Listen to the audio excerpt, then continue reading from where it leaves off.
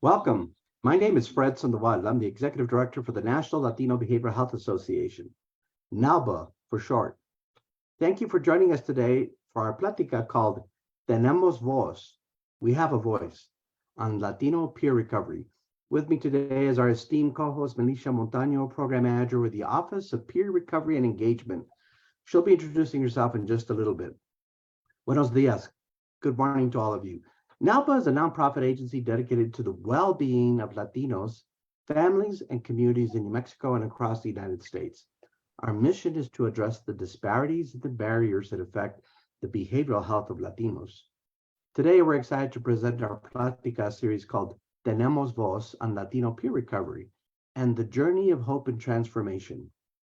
Platica is the Spanish word for conversation. So today, we're going to highlight in our conversation with our guest speaker, her experience and working with individuals who are in recovery. NALBA would like to thank the New Mexico Human Services Department and the Office of Peer Recovery and Engagement for making this series possible. Each month of June 2023, NALBA will host directly those individuals who are involved with recovery so that they can share their story, their insights, and tell us about what resources are available to help make recovery possible for others. Please join us every month as we present this series on live Facebook so that we can learn about these resources and about all these incredible stories. So let's get started. So our co-host, Leticia Montaño, will introduce herself and our guest speakers. So Leticia, over to you. Good afternoon, everyone, and I hope that everybody out there in Facebook land is doing well. My name is Leticia Montaño. I'm the Program Manager for the Office of Peer Recovery and Engagement, and I'm honored to be here with an amazing, of course, Mr. Fred and NALBA, and this great collaboration for that we have going for peers in the state of New Mexico and other guests that we get to be a part of their stories and their journeys. Today, we're really excited to have Leticia Chavez-Paulette, a certified peer support worker, and she's also one of our trainers. She sits on our OPRI advisory board, and she's just a woman on fire, Fred. Woman on fire. Right now, I don't have her bio right in front of me. So if you want to pass that over, I can give you some more interesting points about Miss Leti, but I just first and foremost want to let you know that Leticia operates from the heart. She is a powerful woman of God, and she's going to just be an amazing speaker today, and she's going to just let us know what she does and how things are in her neck of the woods. And I haven't seen her in a long time, and I'm honored to be here with you all to be able to interview Miss Leti. Well, and imagine this, we get to do it during the holiday season. So this is kind of a little bit of a little special event, right? Not just that it's a monthly Platica, but it's the holiday season. So today it's going to be great to be able to just really kind of put in context how recovery and the holiday season really touch each other. And so, well, I think we should get started. In Leticia, our first question has to do with us learning more about you. And so we'd like you to tell our live Facebook audience a little bit more about yourself. And then we've got some other questions for you. And Leticia and I take turns with questions. So with that, Leticia, we're going to turn it over to you. So welcome, bienvenidos. It's good to have you here with us. Pues muchas gracias. Buenas tardes to everybody. And so it's really a pleasure and a blessing for me to be here with you and share a little bit about myself. Normally, if I start going through everything, you know, I'm kind of older now, so it'd take a little while. But yeah, I'm originally from Juarez, Mexico. That's where I was born, and I was raised in Las Cruces. And I lived there till I was about 24. Now I'm here. I consider myself almost like a native Albuquerquean now, Burqueña, as they say, you know, because I've been here for so long. And yeah, and I just love serving people. I really don't know how much to tell you. You know, I could go back and forth, but I'm here now because of what where God saved me from, because I was on a bad track, you know. I was born, I was raised as a migrant worker and, wasn't raised to do drugs or anything like that. But once you get out of the house and, with other influences and things like that, you start experimenting and things like that. And so it took over and it just destroyed my life. By the age of 28, I was already, on a real bad track. So I became addicted to cocaine and just doing anything and everything to get that fix, and the only way that I was able to get off of it is recovery was forced on me, because I was sent to jail. So and actually a CO prayed me into jail. She said she had a dream that she saw me dead in a ditch, and so she got up and started praying for me, and 15 minutes before her shift was over, I was there in her unit. And so that saved my life. Prayer saved my life, and of course I know my mom was praying because, even though we didn't go to church or anything, she always told us about God and, always to put our faith in him and things like that. So I know that even when I was in my addiction on the street, my mother was praying for me and other people. So yeah, and I ended up doing total of 5 years of incarceration. So complete recovery during those 5 years, because in the facilities, you can attend NA, AA and things like that. And you even have the therapeutic community. You can do that. There's all kinds of resources in there. And so I also did Celebrate Recovery. And, you do anything and everything to change your life once you realize that you just messed everything up.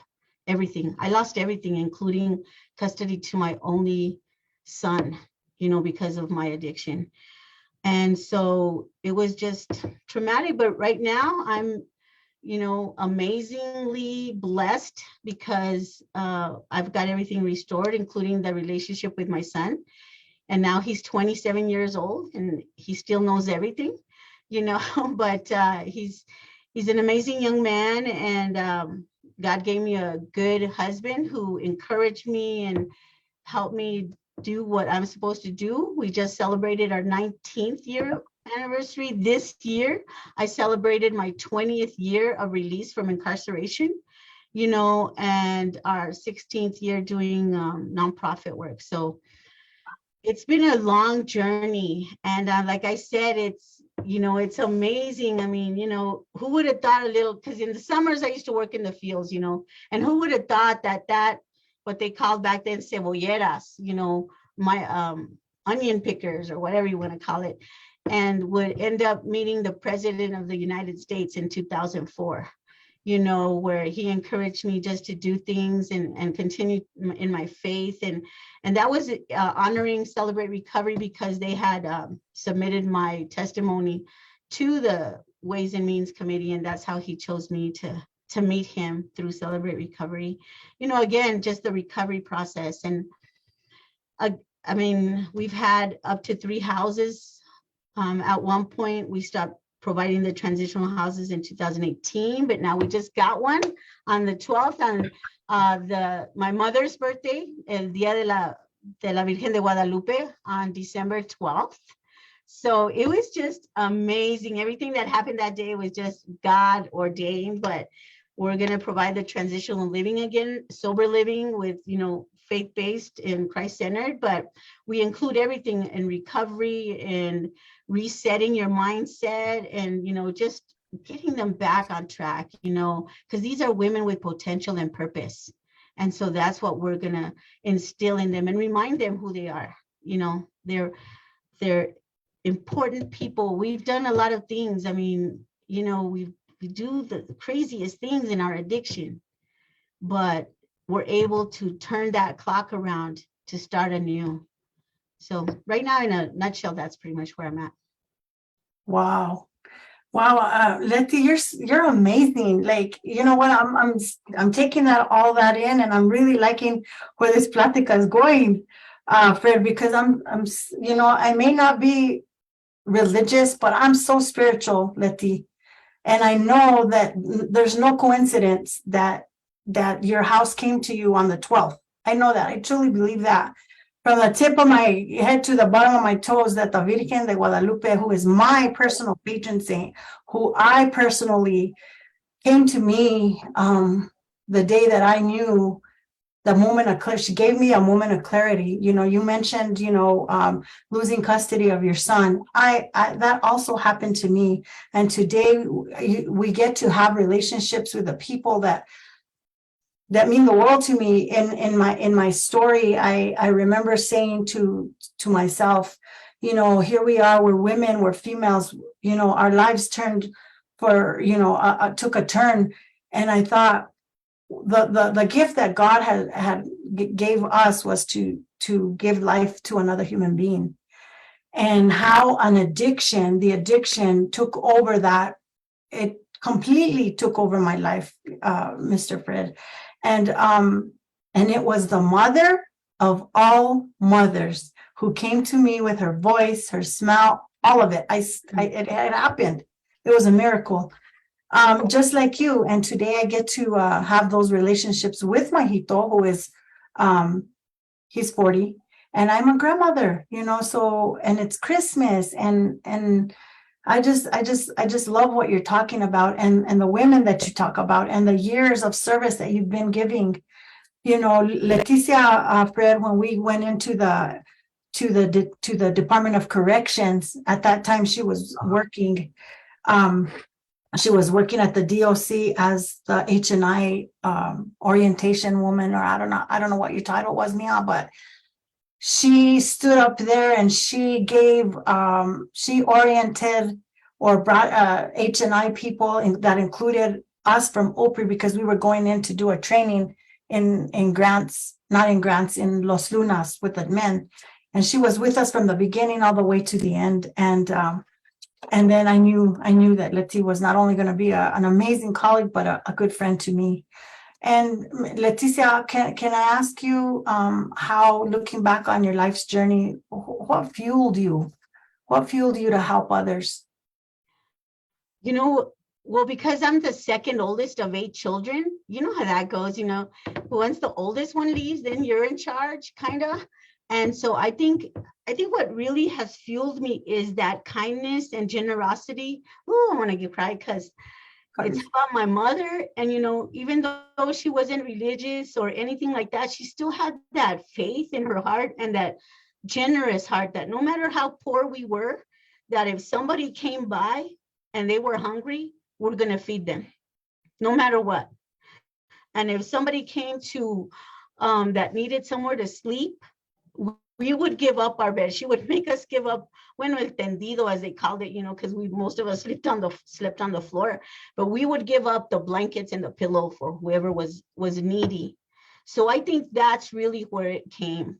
And then also when I was incarcerated, and at my worst, you're incarcerated, you're now a criminal and everything else, but there was volunteers that came in to help us and serve us and invest in us, and to provide just the unconditional love that when we're at our worst, when we're in our addiction, nobody wants to trust us, nobody wants to do anything for us because we've burned those bridges, Pero these people just kept giving and giving. And so when I was just in that situation, it's like, how am I not going to give back? When so many gave to me when I was at my worst.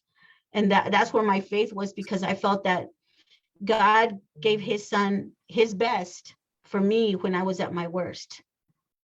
So of course I'm going to serve him, and of course I'm going to serve others, because it brings me so much joy. You don't even know. I could be like Santa every day. I love giving, and I love just seeing the joy in other people, I do know. Receive a gift. Yeah. Yeah, you do. You exude it. You exude. Yeah. Mm-hmm. Yeah, that's why really. Well, that's such an important description, ¿verdad? When we're being selfless and giving of ourselves. And so along those lines, so what do you say to people who want to look at changing their alcohol or drug use, right? Because you're going to have people come to you and talk about that. But what do you say to them that helps them really try to make that new decision, that new choice to stop using alcohol or drugs or both? Because oftentimes the two are in combination. But What do you say to people when they want to start entering into recovery? First of all, we want to celebrate them, because, oh my gosh, you're making an amazing decision right now to get out of that mess. You're going to make your mess your message now. So, it's like, man, you just encourage them, and then you start sharing with them all the opportunities or the resources that you may have in place, and I always share a little bit about my journey, and that, first of all, it's going to be a little hard. Well, not a little hard. It's going to be hard. It's not going to be easy, but nothing worthwhile is easy, and so, and then, sometimes we want to do everything right away when we're on our journey to recovery. And so I tell them to slow their roll a little bit, because we can't do everything right away.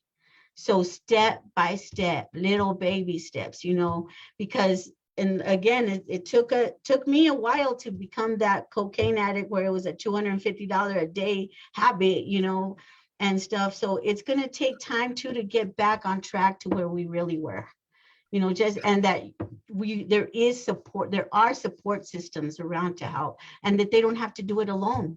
We are never alone. That's what I tell them. That's a great description. So help us think about what that support system looks like. Porque lo que pasa, like you said earlier, right, is sometimes we burn bridges, and the people who used to support us say, ya burra, ya basta, you can't do it anymore. Me has quitado todo mi fe en ayudarte, right? People have faith in your recovery, but then after a while, some of those supports do go away. So what are those new supports, or what does that look like? Say a little more about that. Okay, so I'm gonna give you a kind of example, like we're now a wellness center. Thank you, Monisha. And we're a wellness center, and so we're a support system. It's your peers that are your support system. There's people that have been in recovery for years, and those can be your support system. People in your church, new people that you're meeting, those are your support system. And if you are incarcerated or in a rehab, those are your support system. It's anyone or any resource that's a positive influence in your life, that's going to be your support system.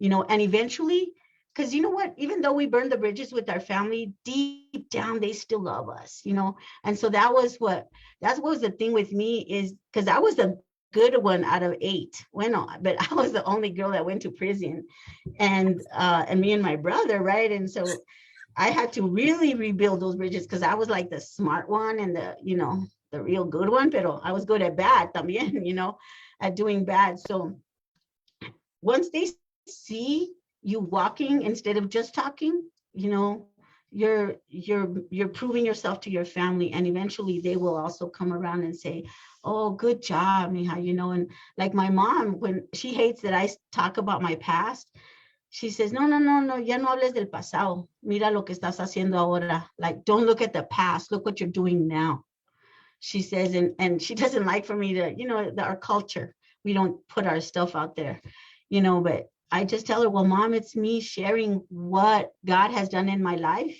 and how they can do it as well, because I'm nobody special. I just worked the program, and I said yes to the Lord when somebody approached me with it. So those are who your support systems are.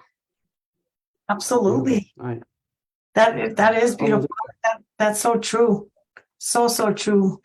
Leticia, the more that comes out of your mouth, the more we're like kindred spirits.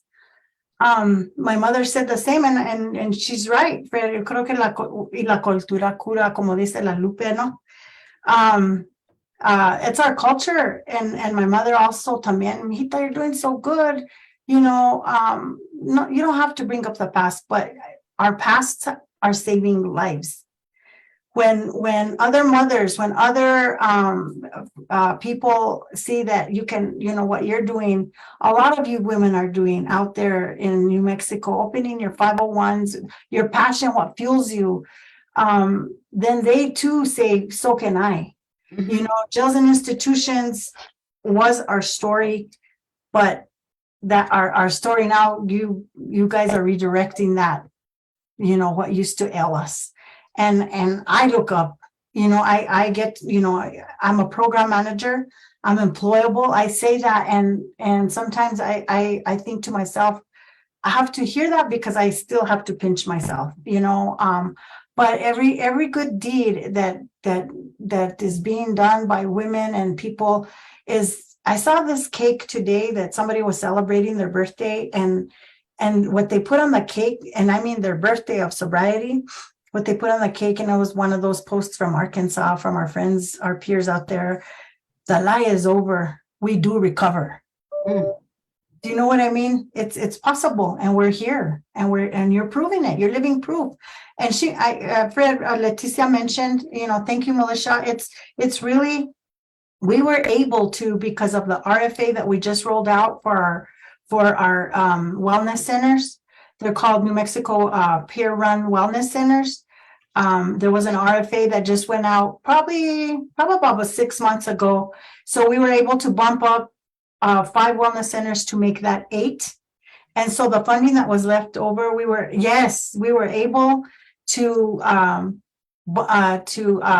help and increase the peer-run drop-in centers in the state that didn't meet that RFA yet, for a full fund, to 7. And Leticia's organization was 1. It's not much funding, but I believe that by the time the next RFA rolls out, like in 24, they will have that capacity and that experience, you know what I mean, to become a fully funded wellness center, which we're in dire need of in the state of New Mexico, because these are safe places for people to walk in for what you just said, how she was raised, to get those awesome wraparound services.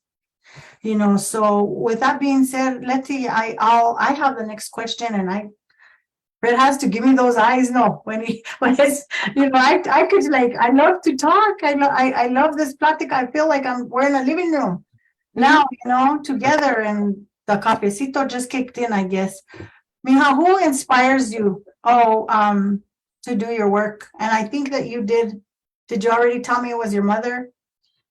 Well, that's who inspired me to help, but it was really the volunteers that would come in and just, they were doing it for free, and remember this, I got out 20 years ago. So 20 years ago, we didn't have these services, so it was like fighting for those funds, for everything, but what inspires me is others that are doing the same. Even those young women that just got out 2 or 3 years ago that are now doing amazing work throughout the state, and what inspires me. Okay, so yesterday we interviewed the first participant for the home, because we just got it last on the 12th, remember? And so now we already got 4 applicants, and we just approved the first one.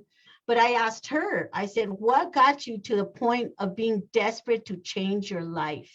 And I'm getting goosebumps now because I just started crying when she told me. And she says, when I realized how much my children loved me. Oh, God. And I just, and then she started telling me her testimony, and her journey of recovery. And that has to be it, is to realize that, first of all, there's so much need. And we have to be ready. Whoever is put before us, that's who we have to help. It doesn't matter. And what I like is that I get that opportunity quite often, even in my own family. Because, just because we changed doesn't mean everybody else changed, doesn't mean everybody else wants recovery. So I'm inspired by others that have gone before me and those that are coming behind me. So that's what inspires me. Wow. That's a powerful thing to describe, when your children's love for you transcends everything you've been through, ¿verdad? We all love our kids. And when we listen to them, then we're starting to understand how important our lives are, and how important our lives are to them. Because sometimes we lose sight of our value, our sense of self-worth, our esteem. But Yes. When our kids tell us that, oh my God, if that doesn't penetrate your heart, I don't know what would, But you said something earlier, and I think it's one of those great points, ¿verdad? it's like this experience where when we talk about our past, what that means to us. And then there are those who want to encourage us and talk about what is so beautiful about the future, what it holds for us, right? But it's all about encouragement, right? We're trying to figure out how do we encourage you to continue your path. And for those who have been hurt by us or those who were affected by our past, there's a healing process that's going on, right? And that healing process is something that we can bring to the table because we're showing that we're changing things. We're no longer making those bad choices, but we give the examples of what we didn't do right before, because the past is very much a part of our life. And la cultura is like that, right?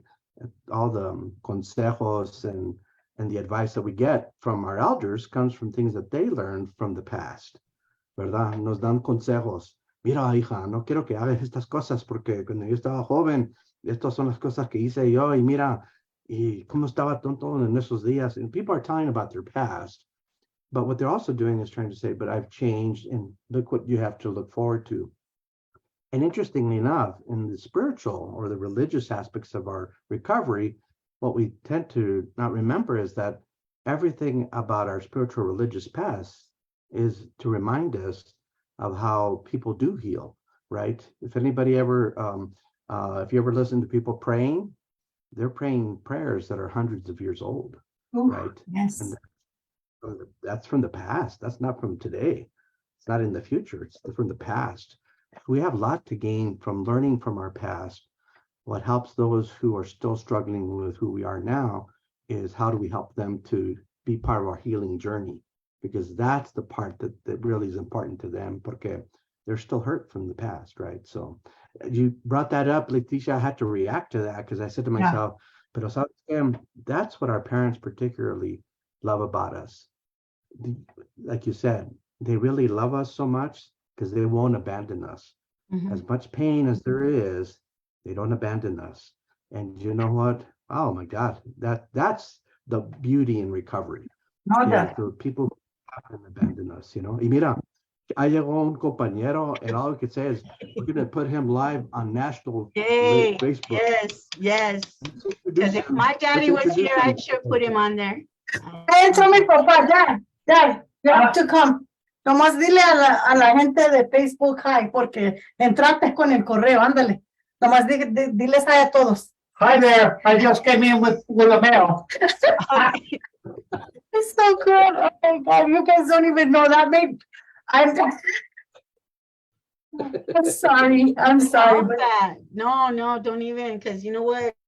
That's your daddy. And I lost my daddy in 2011. And, you know, I miss him and everything. But, oh my gosh, just seeing your dad, it was like as if I saw my dad.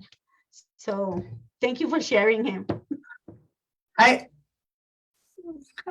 don't, Leticia, I love you so much. And I don't like, this is your hour, but I want to tell you that it's not hard sharing my parents with my people in recovery, because, you know, I'm just so overjoyed with what, you know, what she's given me back. And I heard you talk. I always cry, but I'm sorry, but this is like really, really what I'm hearing you say is that we get to make living amends to the people that we, you know, on a daily basis, on a minute basis. When they called me this morning to tell me they were on their way to spend Christmas with me, my heart just like opened up big. And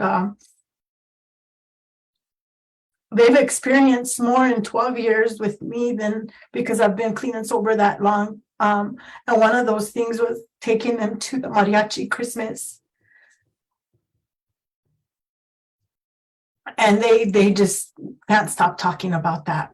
And that was an experience my parents will never forget. So it's those little things that make my heart pound, and having interviews like this, because they're real, and Alba allows us to be real on live, and that's okay, you know, and vulnerable and transparent, and that's what recovery is for me. And I just love you so much, Leticia, and the work that you do in the community it's intense, and what you do for Opry. I just blown away with the recovery and the recovery that we're surrounded by, and the giants that we get to stand on the shoulders of, so Well, you're it's welcome. like I said, it's a great privilege, and again, because I've never, now that I have the gray hair, I fit the part now. But I've always been told that, well, now you need to, raise up people and everything. I'm like, it's always been very intimidating for me to be like the example, or the teacher or whatever. But all I can do is just walk my walk.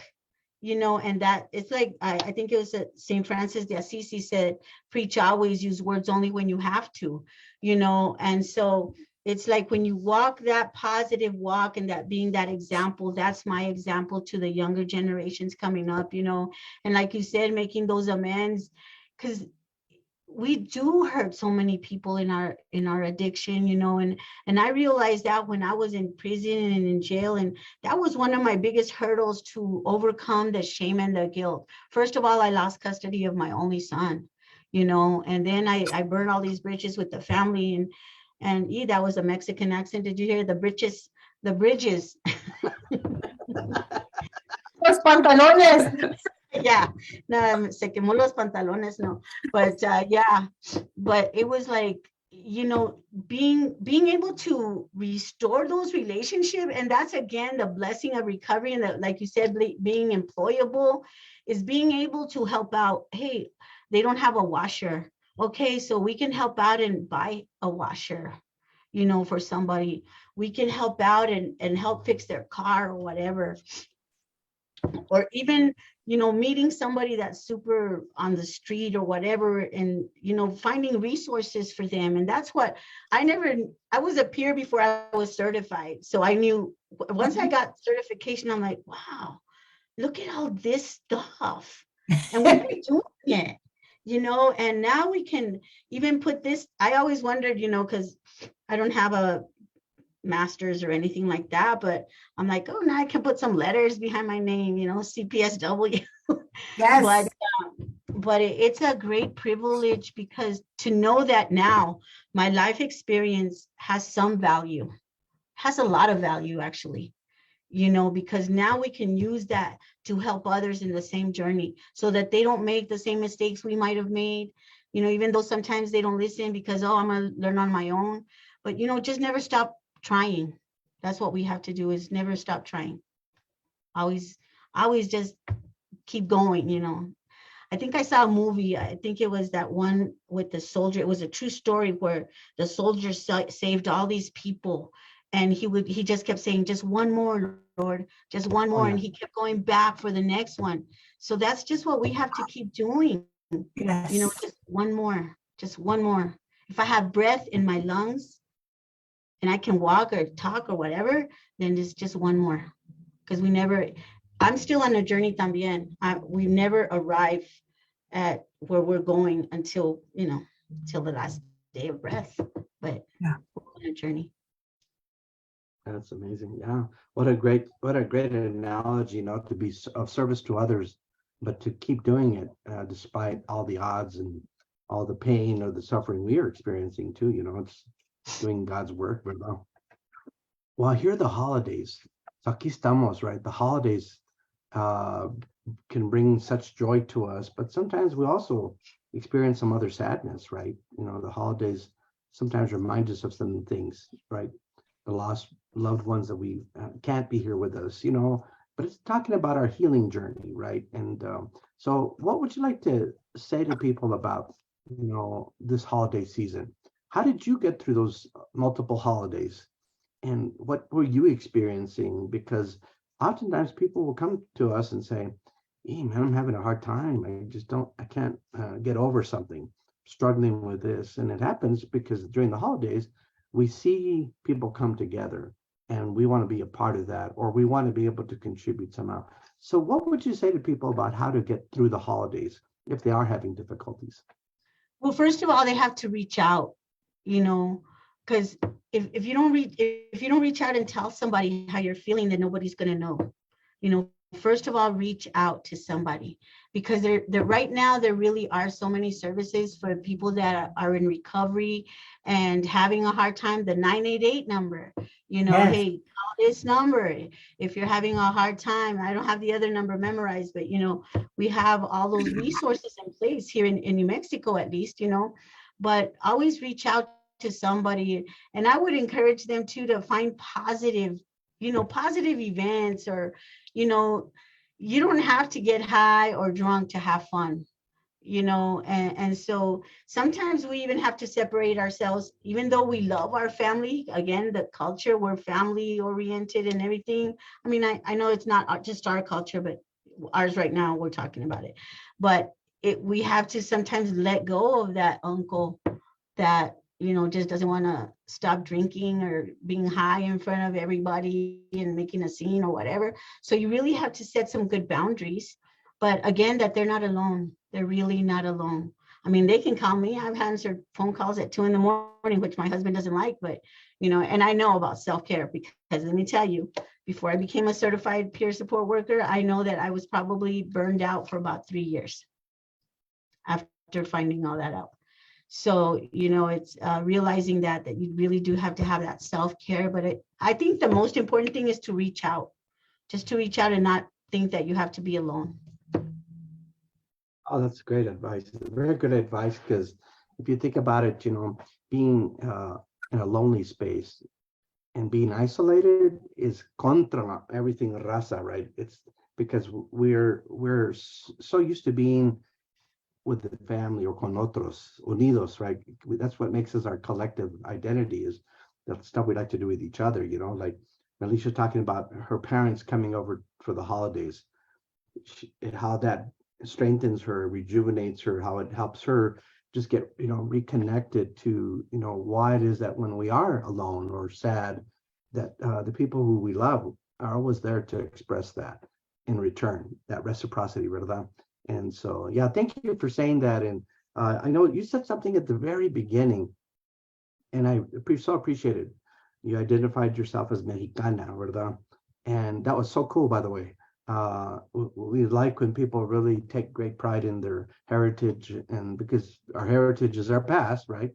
But la cosa es que that pride is very important, because part of what helps us be proud of who we are is the things that we get through, the things that we overcome, our obstacles and things of that sort.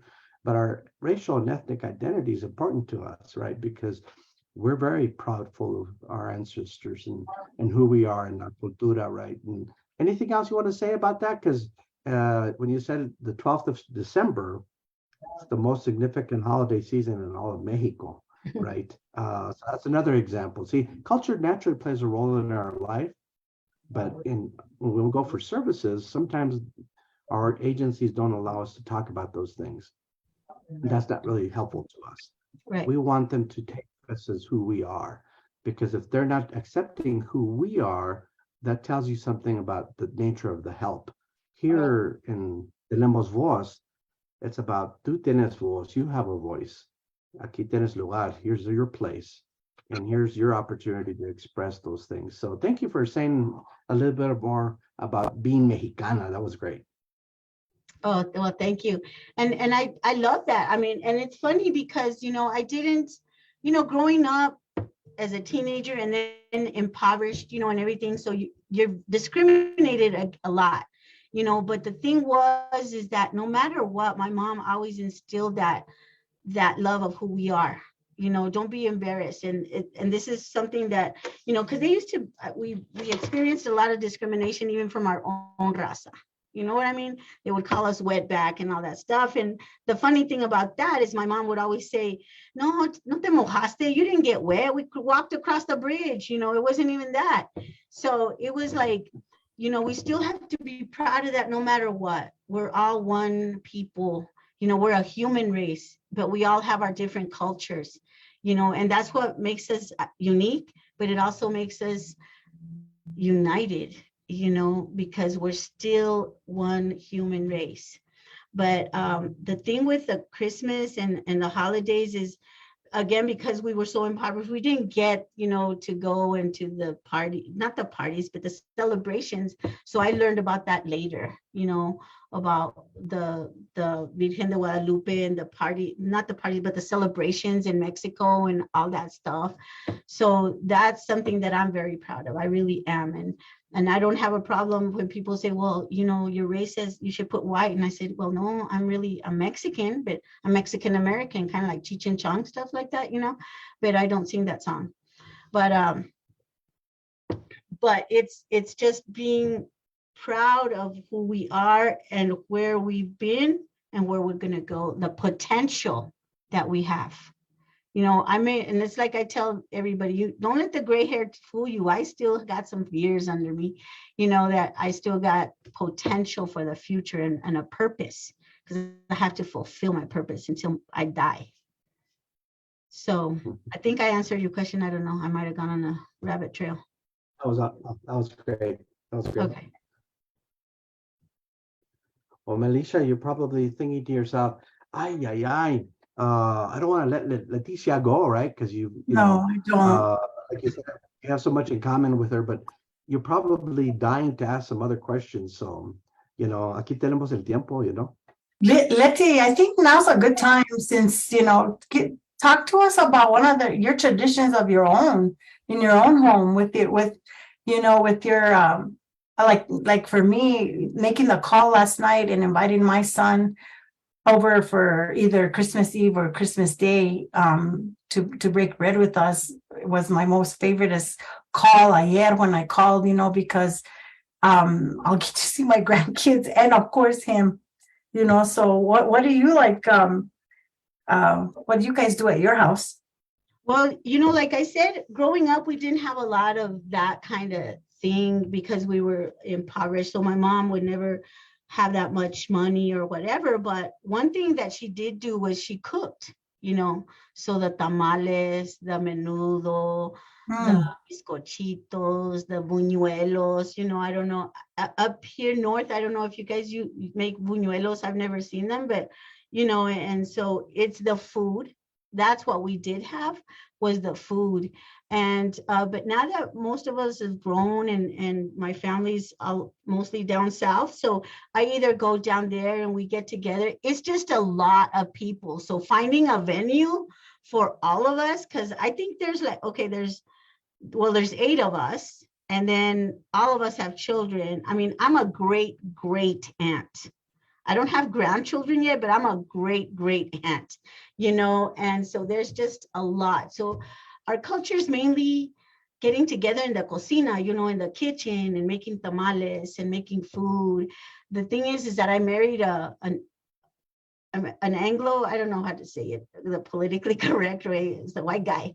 I married and so we kind of intermixed our culture. So his is like the ham and, the cranberry sauce y todo eso. And then I'm like, okay, we need some red chile, we need some tamales.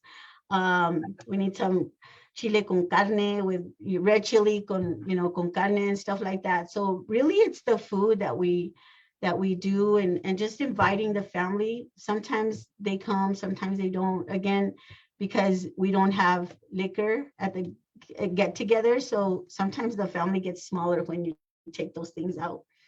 But, it's just, I feel there's been a healing since I've been in recovery. And now we just focus on relationships, on our relationships. And again, just because we're in recovery doesn't mean everything's going to be hunky-dory in our families and everything else. But at least we have the tools to not, fall back into that addiction and into those behaviors that we have. So it's really the food. Yeah, absolutely. And then you mentioned no liquor at the house. So I'll just do a shout out, in Santa Fe, there's starting at Christmas all the way through New Year's. I've been blessed to be part of, I didn't do it last year, but be part of it's the 24-hour alcathon, that's available now online. and in person, if you're chairing a meeting for AA, NA, Celebrate Recovery, all those resources are going to be available.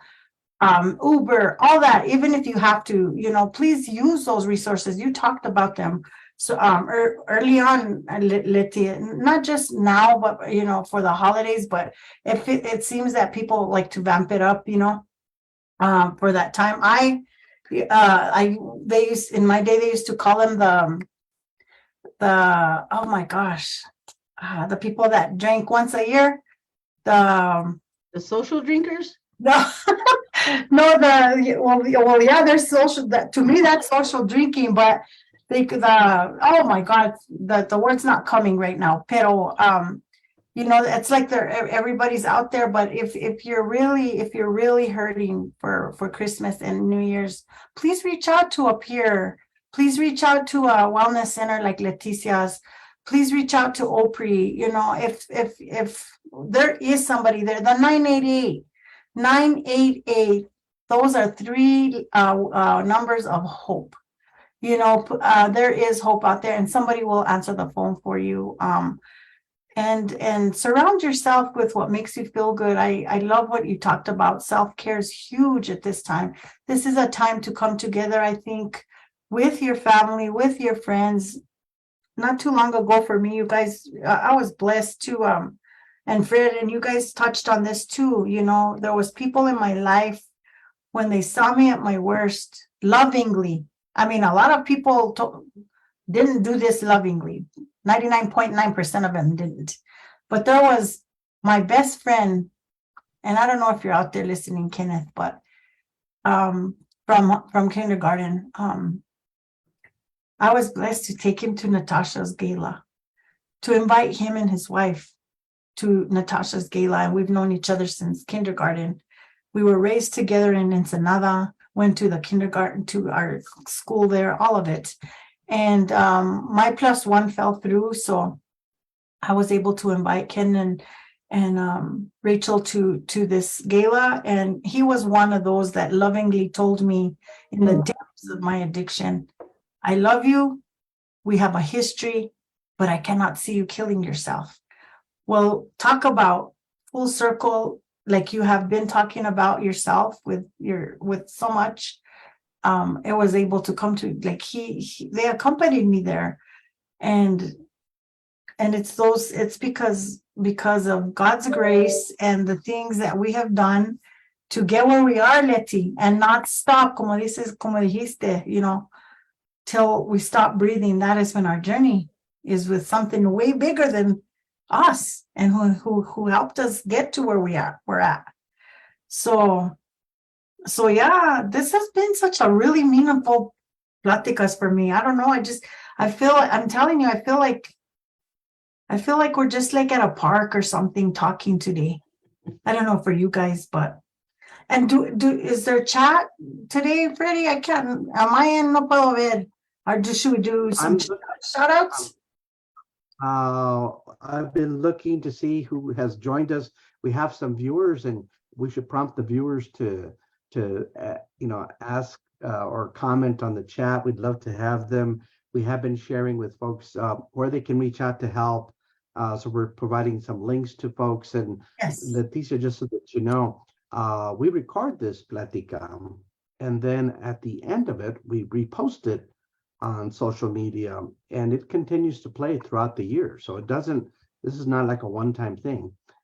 So we'd like to make sure that after we post this recorded version, we'd like to share it to other groups. And, with the holidays being what they are, I'm sure folks are probably busy making the pozole right now that you were talking about, or making the tamales, but that's right. That's good, because this is certainly what people are doing, is, being with each other and celebrating this incredible season that we experience.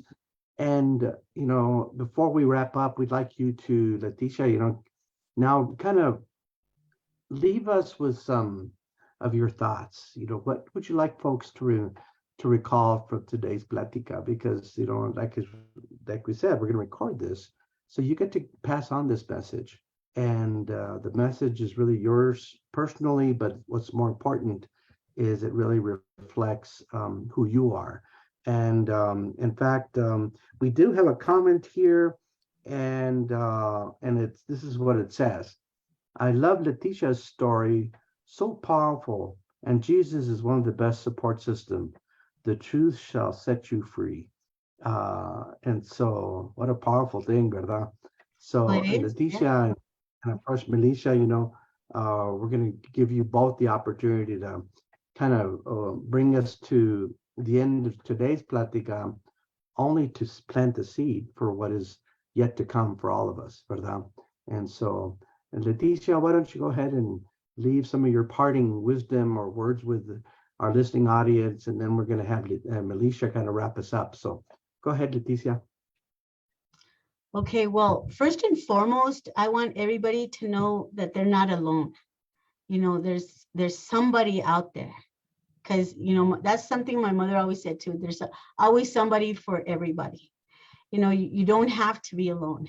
And those of us that are peers, even if you're not a certified peer, but you've been through it, you're still a peer. You've been somebody that has lived through the addiction and everything else. And it can be domestic violence. It can be all that, because when we're in our addiction, we suffer some of those things as well. Brutal abuse and things like that. But God brought me through it all. And again, those of us that are peers, I always say this, that we're hope dispensers. We dispense the hope that was given to us and that is never leaving us. And so if you need to come get a little pump, like a soap dispenser, like a little pump of hope, well, call somebody, call one of us. With APH, we're always here. I mean, I don't answer it 24/7, but hey, find us. We're, with the internet and Zoom and everything, there's always options. There's so many options that will not leave you alone. So reach out. And again, for those of us that are doing well, don't forget where you came from. I like how in our trainings, I think it's Sixto, he says, don't forget where you came from. We all have to remember where we came from. And so we have to give that hope back to those that may still be there where we were. You know what I mean? And so reach out, give somebody a hand. My favorite scripture that I live with is we can do all things through Christ who strengthens us, because it's not our strength alone. It's the strength that is invested from the whole community, whether it's your church community, your recovery community, any community, it's strength in numbers, and again, just to be encouraged and reach out to someone. Everyone reach out to someone that they might know that's alone, so that they know they're not alone. That would be my thing. That's my words. Beautiful. Wisdom. Well, thank you so much for your kind words and more part. Thank you for sharing about yourself and, always promoting help. Como dice el dicho, que la esperanza es la última para morir, ¿verdad? Hope is last to die. And so we're going to ask our comadrecita Melissa to, leave us with her words, because, we're all very grateful to her for her leadership, her being inspiring to many of the people who come to our Placticas, and we all have so much to look forward to.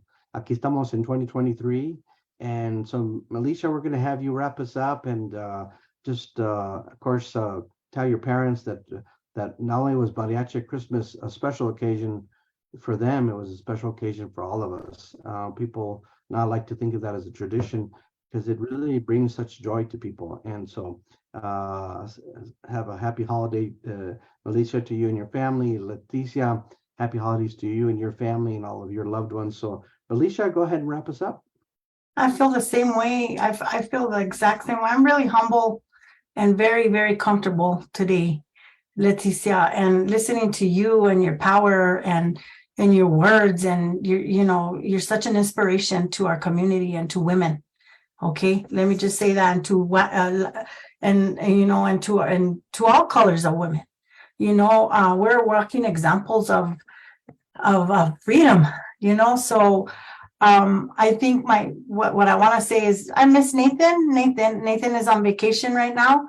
I actually, this was meant to be, I guess, because he was gonna do your interview, but he's getting some downtime. So Merry Christmas to Nathan, and that my team at BHSD and kudos to them for allowing OPRI to put funding where it's needed, you know, and letting a woman in recovery make that decision, you know, and I choose for the best of the peers in the state of New Mexico, and our collaborations mean something.